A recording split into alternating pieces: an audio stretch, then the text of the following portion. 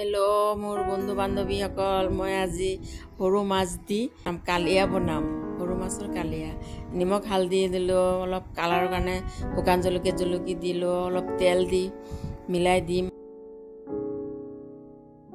তাৰপিছতে মিলালোঁ, পিছতে অলপ ৰংচোৱা কৰি ভাজিব লাগিব।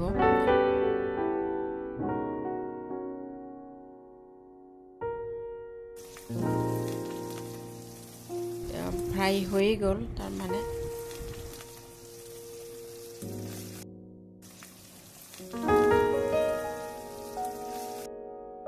হৈ যোৱাৰ পিছত আলুটো অলপ ফ্ৰাই কৰিলোঁ। অলপ পিছত কেঁচা জলকীয়া, পিঁয়াজ, অলপ বেছি মছলা দিয়া নাই, মই জিৰা আদা নহৰু এনেকুৱা অলপ দিলোঁ।